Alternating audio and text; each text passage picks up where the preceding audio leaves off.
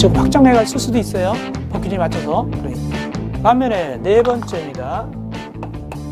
지하층 바다 면적 계산할 때 용적 계산 그 의미가 무엇인가? 2분의 1이 제일 잘 나오니까 지하층 이해할 때 일단 그림 그려서 설명을 드리겠습니다.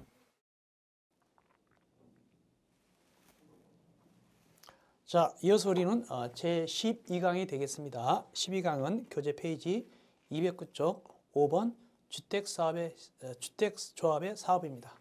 이제 주택조합도 사업체니까 아파트 지어야 되겠죠. 그래서 이제 사업계획 승인을 받아야 되겠죠. 보겠습니다. 그래서 몇 년 내 거기 주택조합은 설립인가 반납부터 2년 내 사업계획 승인을 받게 되는데, 다만 가로열고 리모델링 주택조합은 거기 증가하는 세대수가 30세대 이상 증가하지 않는다. 이때는 리모델링 허가받습니다. 그러니까 리모델링 주택조합에서 세대수 증가형 리모델링 주택조합이 30세대 이상 증가할 때는 당연히 사업계획 승인 받고, 그렇지 아니할 때는 리모델링 허가를 받으러 갑니다. 누구한테 리모델링 허가 받으러 간다? 시장, 군수, 구청한다. 이렇게 하시면 되겠습니다. 그 다음에 대지 확보. 주택조합은 등록사업자가 소유한 토지를 주택건설 대지로 사용해서는 안 된다. 그러니까 이건 그러니까 한마디로 말씀드리면 등록사업자와 같이 한다 하더라도 등록사업자 땅을 쓰면 안 된다는 얘기입니다. 다만 경공매로 투명하게 등록사업자 토지를 매입했다. 이건 예외적으로 괜찮고요. 왜냐하면 부정의 개입될 여지가 있거든요. 그다음에 조합의 주택 공급. 주택조합은 그 구성원, 조합을 위해서 일단은 거기 조합원에게 우선 공급할 수 있고, 다만 신고하는 그 직장주택조합, 요거는 이제 자기가 짓지 않고 다른 사업체가 지어놓은 국민주택을 갖다가 우선적으로 공급할 수 있죠. 그런 얘기입니다.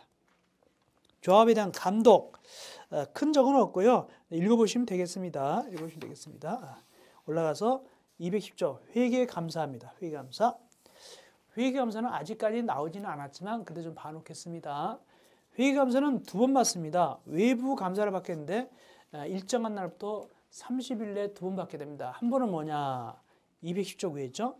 사업계획 승인 얻은 날부터 3월이 경과한 날부터 30일 이내. 그러니까 3월이 경과한 날부터 받는 것이 아니라 3월이 경과한 날부터 30일 이내에 외부 감사를 받게 되고, 이렇게 이해하셔야 됩니다. 또 하나는 언제냐? 다 끝나고 사용검사 또는 임시 사용 승인을 신청한 날부터 30일 이내에 받으면 됩니다. 두 번 받습니다.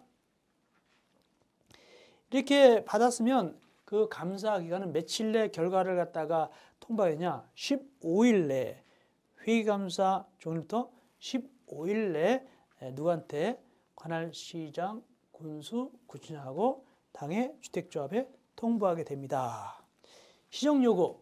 그때 시장군수상은 보니까 내용이 문제가 많다. 이럴 때는 그 내용을 당의 주택조합에 통보하고 시정을 요구할 수 있다. 당연한 것이죠. 이것이 이제 공무원들이 하는 일이니까 이런 걸 안 하게 되면 이제 직무 태만 같은 게 되겠죠. 직무유기나 이렇게 되겠죠. 이어서 관련 자료 공개. 이건 새로 도입된 제도인데 누가 공개할까? 자료를 갖다가 주택조합 임원이 공개합니다. 며칠 내에 거기에 서류가 작성되거나 변경된 후 15일 이내에 조합원이 알 수 있도록 인터넷과 그 밖의 방법을 병행해서 공개한다. 15일이 됩니다. 15일 체크하시기 바랍니다. 15일 누가? 조합의 임원이. 공개 내용 8가지 있죠? 이건 참고적으로 시간일 때 자주 봐놓으시면 되겠습니다. 이어서 211쪽 제3절 사업계획 승인. 이건 이제 건축법으로 말하면 건축허가는 마찬가지죠. 우리가 건축법상 건물을 지으려면 건축허가를 받듯이 주택법상은 사업계획 승인을 받아야 아파트 같은 거 지을 수 있게 되는 것이죠. 근데 사업계획 승인은 굉장히 복잡합니다. 건축법상 건축허가는 건축허가권자한테 받게 되고, 주택법상 사업계획 승인은 사업계획 승인권자한테 받게 되는데 여기는 굉장히 좀 복잡합니다. 보겠습니다. 원칙. 일단은 항상 얘기하지만 꼭 주택을 건설하는 것만이 아니라 대지를 조성하는 것도 쌍벽을 이룬다 그랬어요. 그래서 보니까 거기 주택을 건설하거나 또는 대지 조성할 때는 사업계획 승인 신청을 받아야 된다. 그래서 신청해가지고 사업계획 승인을 받으라. 누구한테? 사업계획 승인권자한테. 근데 사업계획 승인권자는 복잡하다. 그런 얘기고. 그러면 어떤 경우의 대상이냐? 단독택은 30% 이상입니다. 다만 예외적으로 50%가 되는 경우도 있어요. 사업계획 승인 요건이. 기업, 거기 전체 단지를 일괄적으로 받은 단독택하고 또 하나 한옥, 요거는 50%를 기준입니다. 원래 단독은 30% 기준인데 또 하나 두 번째 공동택. 공동택은 원칙적으로 30세대 기준인데 예외적으로 리모델링 할 때는 일단은 거기 증가하는 세대수가 30세대 이상일 때 사업계획 승인 받죠. 그건 했고 예외적으로 50세대도 있습니다. 어떤 경우 50세대냐? 기업, 도시형 생활주택 중에서 거기에 단지형 연립하고 단지형 다세대가 A, B 요건을 갖췄을 때, 즉 세대별 주거전 면적이 30제곱미터 이상이고 또 해당 주택단지 진입도로 폭이 6m 이상일 때, 이럴 때는 50세대 이상일 때 받으면 되는 거예요. 또 니은에 가서 도시 및 주거환경 정비법상, 원래 도시 및 주거환경 정비법상 정비사업이 6가지가 있어요. 그 중에서 여긴 2가지만 해당합니다. 하나는 뭐냐? 주거환경 개선사업, 다만 조건이 있습니다. 또 하나는 뭐냐? 주거환경 관리사업, 이것도 조건이 있습니다. 그래서 도시 및 주거환경 정비법상 6개 사업 중에서 주거환경 개선사업과 주거환경 관리사업, 다만 그 조건은 간단히 보시면 돼요. 이 2가지 사업에 있어 조건이 맞을 때 이때는 거기서 건설하는 공동주택도 역시 50세대 이상일 때 기준이지 30세대 기준이 아니다, 그런 뜻입니다. 여기까지가 주택 건설이고요. 그럼 대지 조성도 해야 될 거 아닙니까? 대지 조성은 쉬워요. 얼마 이상이냐? 면적이 1만 제곱미터 이상일 때 사업계획 승인 받으면 되는데, 그러면 사업계획 승인권자가 누구냐? 누구한테 받으러 가느냐? 거기 212쪽입니다. 212쪽에 거기 사업계획 승인권자 밑에 가서 봅시다. 1. 면적이 10만 제곱미터 이상이다. 이때 누구한테 받으러 가냐? 시도의사하고 대도시장한테 받으러 가고, 2번 10만 제곱미터 미만이다. 그때는 누구한테 받으러 가느냐? 특별시장, 광역시장, 특별자치시장, 특별제도의사 또는 시장, 군수한테 받으러 가면 됩니다. 그래서 10만 제곱미터 이상이냐 10만 제곱미터 미만이냐에 따라 달라요. 예외적으로 또 누가 또 사업계획 승인 내주느냐? 올라가서 213쪽 위에입니다. 4가지, 요 4가지. 즉 국가나 한국토지대공사가 시행할 때, 두 번째 330만 제곱미터 이상일 때 택지개발 사업할 때, 세 번째 수도권 등에서 긴급 필요가 있을 때, 네 번째 위에 해당하는 자가 100분의 50 초과해서 출자했을 때, 이 4가지. 이건 누구한테 사업계획 승인 받으러 간다? 국토교통부 장관한테 사업계획 승인 받으러 갑니다. 예외적으로. 그런데 사업계획 승인 안 받는 경우도 있다. 안 받을래요. 안 받는 경우도 있다. 어떤 경우는 사업계획 승인 안 받을까? 그것은 다시 212쪽 위에 예외적 사유를 보면 됩니다. 예외적 사유, 사업계획 승인에서 제외된다. 거기 1. 복합건축, 2. 농어촌 주거환경 개선인데, 농어촌 주거환경 개선사업의 경우 사업계획 승인 안 받는다. 이건 읽어보시면 돼요. 다만 방가라 1번 복합건축, 이게 중요합니다. 이걸 좀 설명을 드리겠습니다. 심화 강의니까 좀 자세하게 설명을 드릴게요. 복합건축입니다. 그래서 거기에 복합건축은 밑에가 상가고 보통 위에가 주택이 되겠죠. 근데 어느 지역이냐니까 거기에 도시지역 중 사업지역입니다. 또 준주거죠. 도시지역 중에서 사업지역하고 준주거지역. 사업지역과 준주거지역일 때 여기다 지을 때인데, 다만 사업지역에서 뭐는 빠지냐면 거기에 뭐는 빠진다라고 되냐면 유통사업지역은 빠진다. 원래 사업지역이 4가지 있습니다. 원래는 중심사업지역, 일반사업지역, 근린사업지역, 유통사업지역, 이 4가지 사업지역이 있는데 4가지 사업지역이 있습니다. 이때 여기 무슨 사업지역 빼고 얘기하자? 유통사업지역 빼고 얘기하자. 요거는 안 된다. 이건 빠진다는 얘기입니다. 그런 얘기입니다. 그리고 준주거지역, 이렇게 여기서 지었을 때 뜻입니다. 이럴 때 몇 세대 미만을 지을 때 주택이 300세대 미만일 때.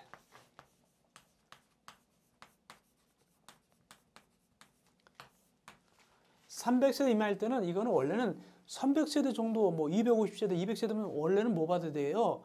50세대, 30세대 넘었으니까 뭐 받아야 되겠어요? 당연히 사업계획승인 받아야 되겠지만 300세대 미만까지 주상복합일 때는 요거 사업계획승인 안 받고 뭐 받으면 되냐? 이럴 때는 건축허가 받는다. 건축허가를 받는다.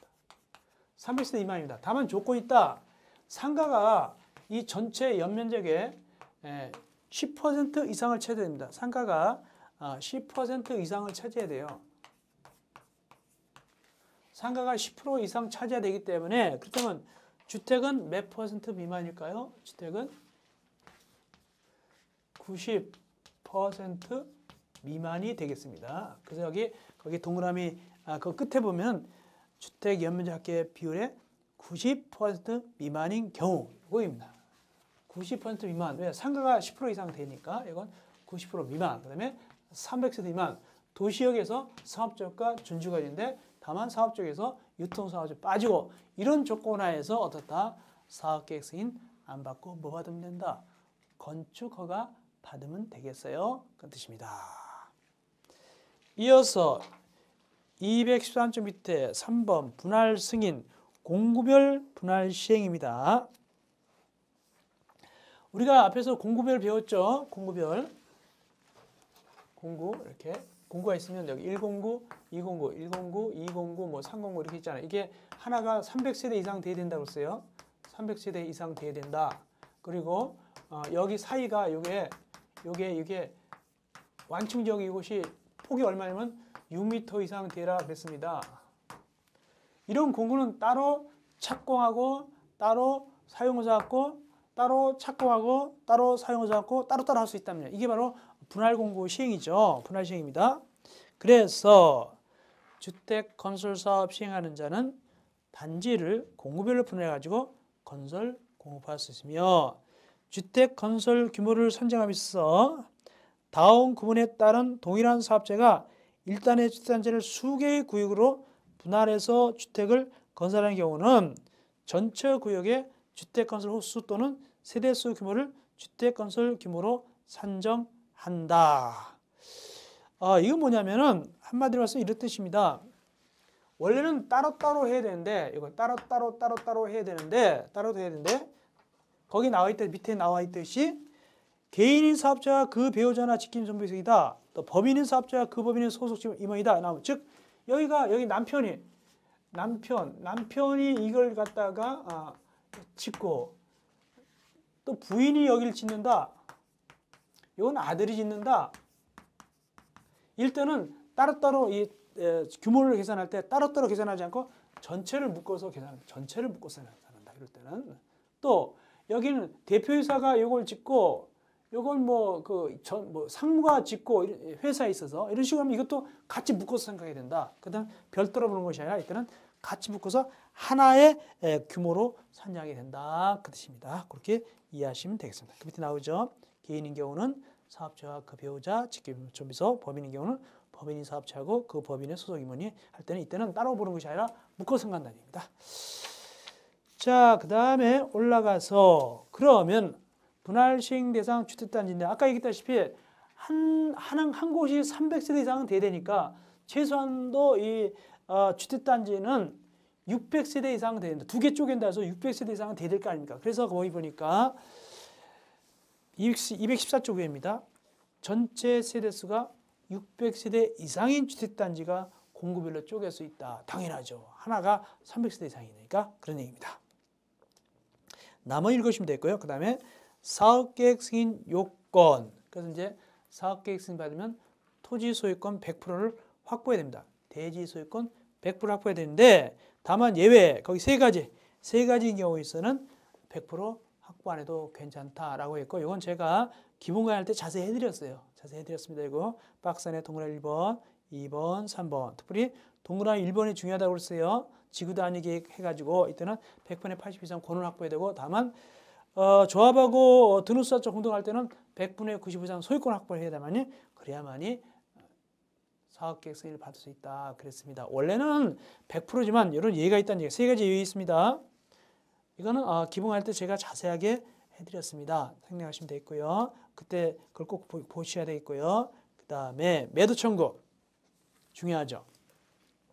매도 청구도 자세하게 해드렸습니다. 자세히 해드렸는데 그래서 이 아까 지구 단위 계획에서 100분의 80 또는 100분의 90 이상 소유권 확보 이럴 때 이제 나머지 땅에 대해서는 매도 청구할 수 있거든요. 사업계획 받으면. 그래서 야, 너 팔어 이렇게 매도 청구하는데 가격은 시가로 매도 청구할 시가로 할 수 있다. 그리고 다만 청구하기 전에 3개월 이상 협의하여야 한다. 다 이거 기본에서 해드렸고요. 그런데 박스 안에 이것도 해드렸는데 1번 100분의 95 이상이다. 이때는 거기 땅 주인한테 무조건 100분의 95 이상 사용권을 확보했으면 그 땅 주인이 뭐 20년, 30년 갖고 있다 하더라도 야, 우리한테 팔어! 이렇게 하면 됩니다. 그런데 2번 동그라미 1 외의 경우, 즉 100분의 95 이상이 안 되더란 말이죠. 그럴 때는 좁게 곤란하다. 100분의 95 이상인 경우는 이런 얘기입니다.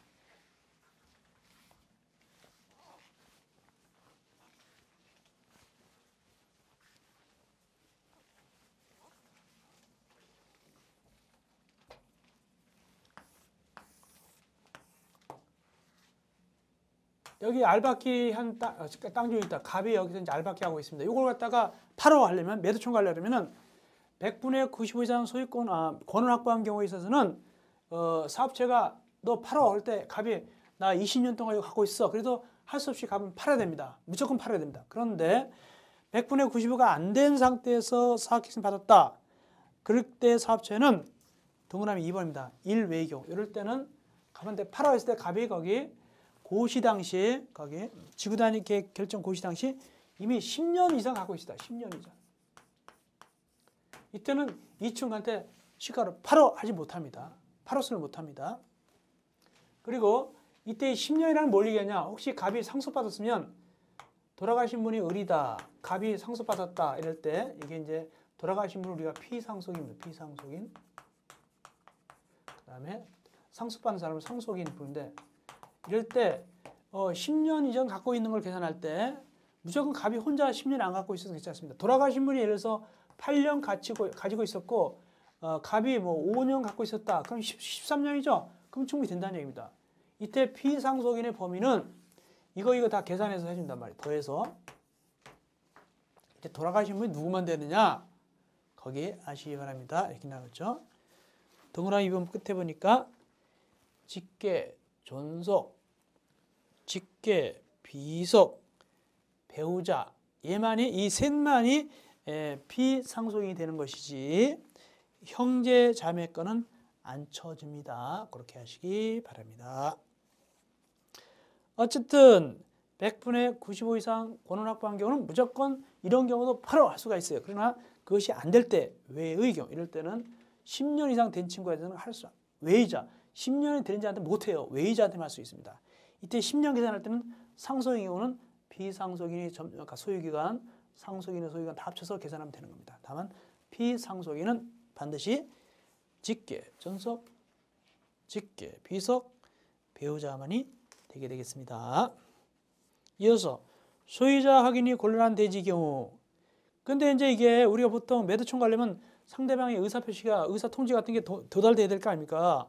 근데 그 친구가 어디 가버렸다는 얘기죠. 그럼 그 사람 찾으러 다니냐? 아니다. 거기 보니까 대지의 소유자가 있는 곳을 확인하기가 현저히 곤란한 경우는 전국적으로 배포되는 둘 이상 일간신문에 2차례 이상 공고하고 공고한날부터 30일 지날 때 이때는 매도 청구 대상이 된 걸로 봐버린다. 빨리빨리 진행할 수 있죠. 그리고 주인을 모르니까 공탁에 놓는다. 밑에 공탁입니다. 주의할 것은 보통 우리가 매도 청구할 때는 시가로 매도 청구하잖아요. 근데 공탁할 때는 제일 밑에 시가를 공탁하는 것이 아니라 감정평가액에 해당하는 금액을 공탁하게 됩니다. 주인이 어디 갔거나 모를 때는 그 뜻입니다. 216조 위에 올라가서 이때 감정평가할 때는 2인 이상의 산술평균, 감정평가자 2명 이상의 산술평균을 해가지고 계산한다. 우리가 평균 낼 때 뭐 시험 점수 뭐 수학 80점, 영어 90점 하면 몇 점이죠?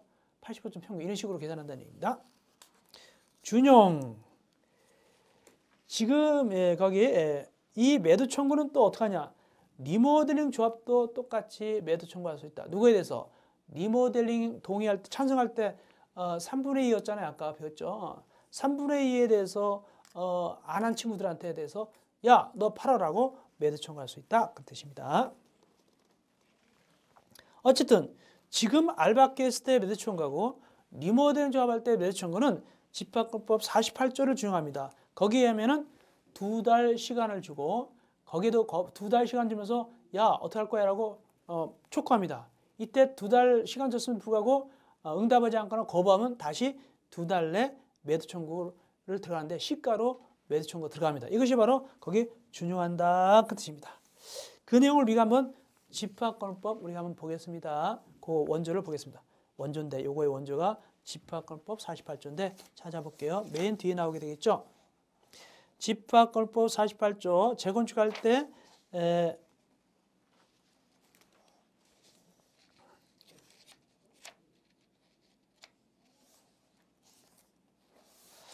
720쪽입니다. 759쪽 밑입니다. 재건축 참여 여부의 촉구. 재건축 계류가 있으면 집회를 수집한 자는 지체 없이 결의에 찬성하지 않는 데서 야, 너 어떡할 거야 하고 서면을 촉구한다. 그럼 몇 개월 내 응답한다 올라가서 2개월 내 회답하여야 된다. 근데 여기에 응답하지 않거나 또는 거부하면 어떻게 하냐? 이때 다시 이제 매도 청구 들어가는데 거기 촉구 수령부터 2개월이 지나면 거기 720쪽입니다. 괄호 2번 매도 청구 등 1. 매도 청구 기억 촉구 수령으로부터 2개월 재건축이 지나면 아니라 재건축 지워버렸어요. 재건축은 지워버리고 촉구 수령일부터 2개월이 지나면 이때는 거부하게 되면 어떻게 하냐면은 거기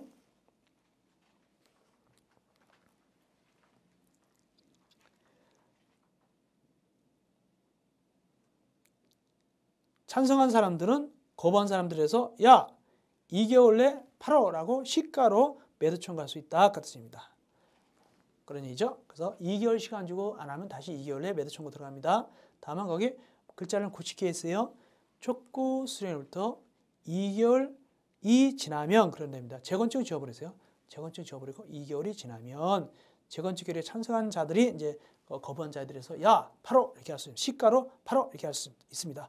요 규정을 그대로 여기서 갖다가 쓰는 겁니다. 준용하는 겁니다. 그래서 2개월을 여기 216쪽에서 준용하는 겁니다. 우리가 집합권법은 706페이지를 봤어요. 760쪽에 706쪽 위에 봤죠. 다시 216쪽 오시겠습니다. 이어서 사업계획승인 절차. 이건 제가 다 해드렸던 것이니까 참고로 읽어보시면 되겠습니다. 다만 거기 기금수탁자 통지. 사업계획승인권자는 주택도시기금법에 따른 주택도시기금을 지원받은 사업체에 대해서는 거기 법 16조 5항에 따른 사업계획 변경 승인할 때는 그 융자를 취급한 기금수탁자한테 통지된다. 변경. 여기 융자 취급한 기금수탁자는 은행 같은 걸 얘기합니다. 동의서 첨부. 주택도시기금을 지원받은 사업체가 사업체를 변경하기 위해서 거기에 본문에 따른 사업계획 승인 변경 신청할 때는 기금수탁자의 사업체 변경에 대한 동의서를 첨부해야 된다. 당연하죠. 그 채무자가 변경되는 거니까 그런 얘기고요. 고시, 그건 남을 읽으시기 바랍니다. 이어서 착수, 착수는 제가 자세하게 해드렸는데 이렇게 사업계획 승인받은 몇 년 내에 착수하느냐 이런 얘기죠. 이건 우리가 건축법상도 있었죠. 건축법상 건축 허가 받으면 몇 년 내에 착수하는 게 원칙이었죠. 1년 내에 착수한다. 다만 공장의 경우 2년짜리, 3년짜리가 있었고 연장 1년까지 가능했습니다. 여기는 몇 년 내에 착수하는 것이 원칙일까? 거기 5년 내. 사업계획 승인받으면 승인받으면부터 5년 내 착수한다. 다만 분할 사업계획 승인할 때, 즉 공급을 할 때, 이럴 때는 처음 거는 5년 내 착수하면 되고 나머지 공구들은 어떻게 하냐? 처음 것이 착수한 날부터 2년 이내 착공해야 됩니다. 요 착공 내용을 꼭 아시기 바라야 되고 제가 기본과외 할 때 자세히 해드렸습니다. 이어서 218쪽 착수 신고입니다. 그래서 착수할 때는 국토교통부령으로 정한 바에 따라서 사업계획 승인권자한테 신고를 해야 됩니다. 다만 매도 청구 대상이 되는 대지가 포함되어 있으면 해당 매도 청구 대상의 대지에 대해서는 그 대지의 소유자가 매도에 합의를 하거나 매도 청구에 관한 법원 승소 판결을 받은 경우는 공사 시행할 수 있다. 이게 알박기 한 친구가 있단 말이죠. 이때는 합의가 돼야만 착공 신고할 수 있는 거예요. 합의 안 하면 어떡하나? 그때는 재판 걸죠. 재판 걸어서 1심만 이기면 돼요. 확정이 안 되더라도 이 알박기 친구가 져면 또 항소할 거 아닙니까? 항소하면 계속 몇 년 걸리면 착공 신고 못 하잖아요. 그건 상관없다. 1심만 이기면 확정이 안 되더라도 첫 번째만 이기면 그대로 착공 신고하면 됩니다. 그것이 바로 법원의 승소 판결을 받는 경우는 시작할 수 있어요. 대부분까지 안 가도 거기 괄호열고 판결이 확정될 걸 요하지 아니한다 이렇게 나오죠. 그래야지 대부분까지 끝나기 기다리면 몇 년 걸리죠. 몇 년 동안 아파트 못 짓고 있으면 말이 안 되죠. 그 뜻입니다. 그런데 몇 년 연장할 수 있냐? 일정한 그 연장 사유가 없어진 날부터 연장 사유가 없어진 날부터 1년 범위에서 연장할 수 있게 되겠습니다. 연장 사유가 없어진 날부터 1년 범위에서 연장할 수가 있습니다. 그럼 연장 사유가 몇 가지인데 모두 6가지가 있죠. 6가지. 이럴 때는 그것이 없어진 날부터 1년까지 연장할 수 있습니다. 한 2가지만 봐드릴까요? 거기 첫째, 문화재법에 의해서 거기 문화재청장의 발굴 통지서가 교부가 있는 경우. 그걸 갖다가 공사를 파보니까 거기 청동기가 나오고 무슨 뭐 석기가 나오고 막 그러더라. 그럼 그걸 수습할 때까지 기다릴 거 아닙니까? 이것이 없어진 날부터 1년으로 연장할 수 있고 이런 얘기죠. 또 하나 예를 들어볼까요? 거기 5번입니다. 공공택지 개발 조성을 위한 계획에 포함된 기반시설을 설치 전후 공사수가 지연됐다. 분명히 그쪽에 전기가 들어오게 돼 있고 뭐 수도나 무슨 도로가 깔기도 했는데 아직까지 안 들어가지고 전기도 안 들어오는 거예요. 도로도 안 생겨 아직 만들지도 않은 거. 그럼 어떻게 공사하겠습니까? 이럴 때 연장할 수 있어야 되겠죠. 그 뜻입니다. 모두 6가지 참고로 보시면 되겠습니다. 중요한 사실은 그 사유가 없어진 날부터 1년 범위에서 연장할 수 있다. 이거. 다음 다른 법률에 관한 인허가 의제 이건 우리가 해드렸습니다. 해드렸으니 그걸 참고로 보시면 되겠고요. 기본과에 보시면 되겠고요. 그 다음에 우리 어디 가냐면 220쪽 밑에 9번 사업계획 승인의 취소입니다. 사업계획 승인의 취소. 주의할 것은 건축법상은 그 착수 기간이 오버되면 취소하여야 한다 이렇게 나옵니다. 여기는 취소하여야 한다 아니라 취소할 수 있답니다. 보겠습니다. 사업계획 승인권자는 220조 밑에입니다. 다음 각고 어느 안에 해당하는 경우는 그 사업계획 승인을 취소할 수 있다. 첫째, 기간 내에 착수하지 않을 때. 즉 5년 내에 착수하지 않은 거 있죠. 그 다음에 사업체가 경공매 등으로 대지 소유권을 상실했다. 세 번째, 부도 파산 등으로 공사를 불가능하다. 이때는 취소할 수 있어요. 그 뜻입니다. 이어서 사업계획의 통합심의. 이건 제가 기본과할 때 해드렸습니다. 참고로 읽어보시면 되겠습니다. 잠깐 그 공동위원회 구성만 보겠습니다. 밑에 공동위원회 구성 보니까 공동위원회는 위원장 및 부위원장 각 한 명을 포함해서 25명 이상 30명 이하 위원으로 구성한다. 이때 각 위원회 위원이 5명 이상이 돼야 됩니다. 그리고 위원장은 위 1번에 있는 참가위원회 각 위원회 위원장에 추천받은 위원 중에서 호선하며 지네들끼리 정합니다. 누가 임명하는 것이 아니라 부위원장은 정해줍니다. 누가? 사업계획 승인권자가 소속 공무원 중에서 지명하게 됩니다. 그래서 위원장은 지네들끼리 하고 부위원장은 지명합니다. 누가? 사업계획 승인권자가 지명한다. 통합심의. 통합심의는 한꺼번에 심의하는 겁니다. 거기 보니까 제일 보니까 도시계획, 건축, 교통 등 사업계획 승인 관련된 걸 한꺼번에 통합심의할 수 있죠. 5가지가 있고 이러기 위해서는 이제 공동위원회를 구성하는데 어디서 위원들이 나오냐? 밑에 가운데 4가지 있죠. 그 위원회에서 나오게 됩니다. 참고로 우리가 기본할 때 해드렸고요. 이어서 222쪽 제4절 주택의 설계 및 시공감리. 설계, 표면 설계도서 이건 그건 없고 참고로 읽어보시고요. 공사 감리 좀 잠깐 봐드리겠습니다. 우리가 이미 했지만 그래도 좀 봐드릴게요. 공사감리자는 일단은 누가 정해주느냐 이런 얘기입니다.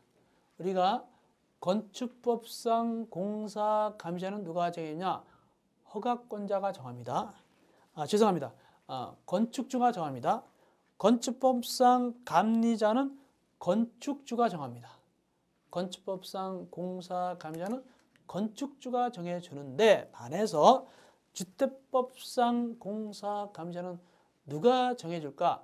사업계획 승인권자가 정해집니다. 사업계획 승인권자가 정해줍니다.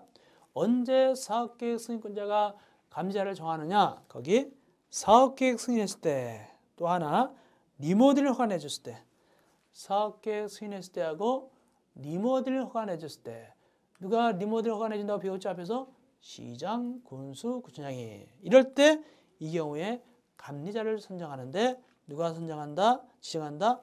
사업계획 승인권자가 지정하게 되겠습니다. 그런데 중요한 것은 밑에 박스가 중요하죠.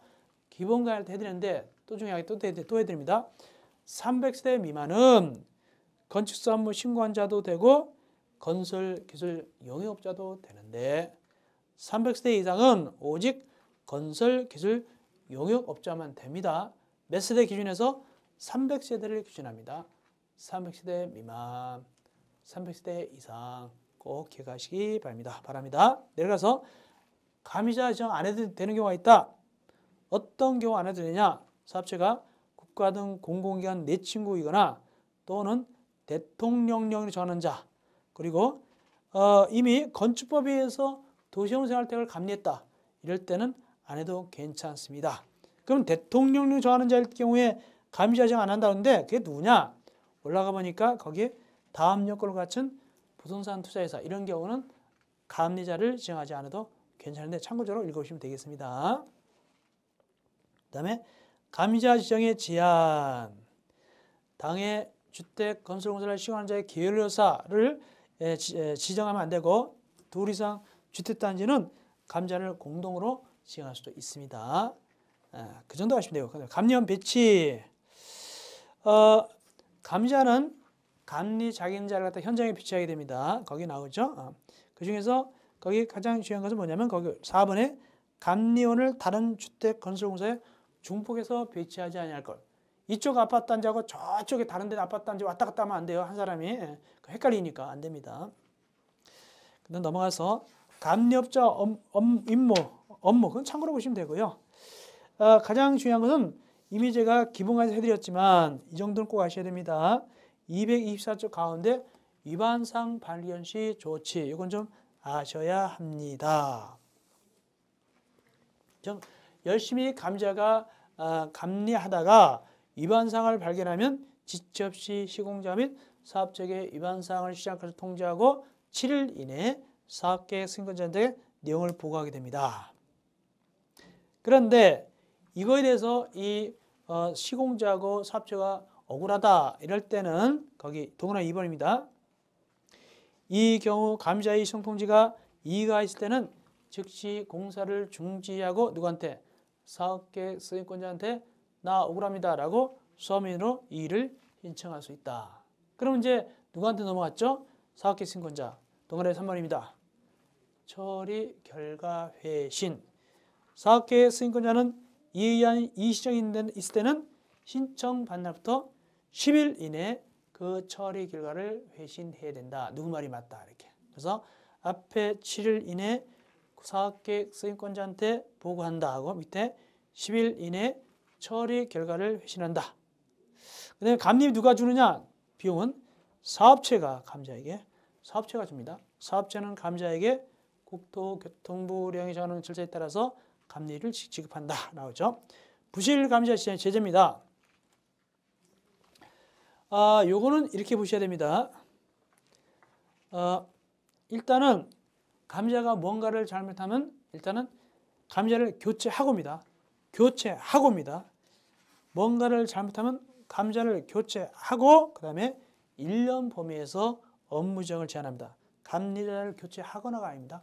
교체하고 1년 범위에서 감리 업무 지정을 제한하게 되는데 이 경우에 교체할 때는 미리 감리자, 시공자, 사업체의 의견을 들어야 되는데 어쨌든 이 제재 사유가 모두 5가지가 있는데 그중에서 기업 감리 업무 수행 중 발견한 위반 사항을 묵인했다. 여기 몇 번 묵인했을 때 제재한다? 아무 소리도 안 나오죠. 이게는 한 번이라도 묵인하면 그 뜻입니다. 2회 이상 묵인이 아닙니다. 그냥 묵이니까 한 번이라도 걸리면 그 뜻입니다. 그런데 니은 이 시청 결과 시정 통지가 그래서 이제 그 시공자나 사업자 억울하다고 이 시청했잖아. 이때 그 시정 통지가 왔는데 누가 잘못한 걸로 왔냐? 3회 이상, 3번 이상 감리자가 잘못한 거다라고 통지가 왔을 때 그 뜻입니다. 3회 이상 잘못된 것으로 판정됐을 때 3회, 이건 3회입니다. 그렇게 하시고 세 번째 감리 기간 동안에 그 감리원이 거기 있어야 됩니다. 근데 몇 개월 이상 비었느냐, 자리 비었느냐? 1월 이상 감리원을 상주시키지 아니한 경우 1월 이상 없었단 말이죠. 그럼 안 됩니다. 등등 그렇게 아시기 바랍니다. 근데 미음에 새로 생긴 거예요. 미음은 새로 생겼다. 뭐냐? 감리자가 스스로 감리 업무 수행을 포기했다. 포기했을 때도 어떻게 할 수 있다? 제재를 가할 수 있어요. 근데 포기한 것이 부득이한 경우다. 그때는 괜찮아요. 왜? 그 사업체가 망해버렸다. 그래서 포기하는 거 아닙니까? 돈도 못 받게 생겼다. 이럴 때는 괜찮아요. 원래 포기하면 제재를 받습니다. 그러나 7번 감리 업무 지정을 제한 금지 즉 거기입니까? 지정 제한을 금지하면 안 된다. 봐줘야 된다는 얘기입니다. 왜 봐주냐 이 경우는 포기했다 하더라도 왜 봐주냐 포기하였다 하더라도 왜 봐주느냐 하니까 사업체 부도 파산 등으로 인해서 공사가 중단됐다. 이건 감리자가 규칙 사유가 없고 사업체가 규칙 사유죠. 두 번째 1년 이상 착공 지연됐다. 감리자는 맨날 뭐 놀고 있습니까? 그럼 포기할 수도 있죠. 저쪽에서 안 하니까 사업체가 안 하니까 그 밖에 천재지변 등 이런 세 가지 경우는 감리자한테 책임을 물을 수 없다 그런 뜻입니다. 이어서 8번 건축 구조 길사 협력. 자 우리가 리모델링 할 때 어떻게 가장 무서웠죠? 가장 위험한 겁니까? 수직 증축형 리모델링이죠. 이때는 이 감리자하고 건축 구조 길사하고 서로 간에 협력을 해야 됩니다. 왜? 중요한 거니까. 읽어보겠습니다. 수직 증축형 리모델링. 세대수가 증가되지 않는 리모델링 포함한다. 어쨌든 수직 증축형 리모델링은 세대수가 증가되지 않다 하더라도 거기 밑에 기역, 니은, 디귿, 리을에 해당되면 그때는 누구하고? 감리자는 누구하고 협력하라고요? 건축 구조 길사의 협력을 받아야 된다. 다만 그 구조 설계를 담당한 건축 구조 기사가 사망해버렸다. 외국으로 도망가버렸다. 이럴 때는 협력을 할 수 없다. 그때는 대통령령으로 정하는 건축 구조 기사를 협력을 받아야 됩니다. 모두 몇 가지? 4가지. 하나 봐드릴게요. 수직 증축형 리모델 허가 시 제출한 구조 또는 구조 개선사와 다르게 시공하고자 할 때 등등 뭐 4가지 경우는 관계되는 건축 구조 기사하고 협력을 받아야 됩니다. 공사감자가 그런 뜻입니다. 수직 증축형 위험하니까. 넘어갑시다. 나머지 읽어보시고요. 226쪽입니다. 9번 감리자의 업무협조 거기 나오죠. 감리자는 전력기술관리법, 정보통신공사법, 소방시설공사법에 따른 감리 업무를 수행하는 자하고 서로 협력해서 감리 업무를 수행해야 된다. 전문적인 감리자니까. 그래서 일반적인 감리자는 전문적인 감리자하고 같이 협력하라는 뜻이고 나머지 읽으시면 되겠습니다. 큰 건 없고요. 그 다음에 10번 감리자에 대한 실태 점검 등. 한마디로 사업계획 승인권자는 이 감리자가 제대로 가고 했나 안 했나 이걸 갖다가 감독해야 될 거 아닙니까? 그래서 이제 실태 점검할 수 있게 되는데 읽어보겠습니다. 사업계획 승인권자는 주택건설공사의 부술 방지, 품질 및 안전 확보를 위하여 해당 주택건설공사의 감리자를 대상으로 하는 겁니다. 각종 시험 및 자재 확인 업무에 대한 이행 실태 등 대통령령으로 정하는 사항에 대해서 실태 점검을 실시할 수 있다. 결론 드리면 사업계획 승인권자가 누구에 대해서? 감리자에 대해서 실태 점검하게 되는 거예요. 2번 사업계획 승인권자는 실태 점검 결과 감리소 업무 소홀이 확인됐다. 이게 엉망이구만. 이럴 때는 시정명령과 함께 감리자를 교체하여야 한다. 세 번째, 사업계획 승인권자는 실태 점검에 따라 감리자에 대한 시정명령 또는 교체 지시사항을 국토교통부 운영 전환에 따라서 상급기관인 국토교통부장한테 보고하여야 하며, 국토교통부 장관은 해당 내용을 종합관리해서 감리자 지정에 관한 기준에 반영할 수 있다. 이건 이제 행정적인 지도 사항입니다. 사실상은 그런 얘기죠. 자, 여기까지 해서 우리가 감리까지 해드렸습니다. 설계와 감리까지 해드렸고요. 자, 그다음에 이제 우리는 잠시 쉬었다가 13강에서는 뭐 하게 되냐면 227쪽의 제5절 사용검사를 하게 됩니다. 우리가 건축법상은 공사가 완료되면 뭘 받게 되죠? 사용 승인을 받게 되죠. 주택법상은 뭘 받게 되죠? 사용검사를 받게 됩니다. 이거는 우리가 쉬었다가 13강에서 뵙겠습니다. 여러분들 고생했습니다.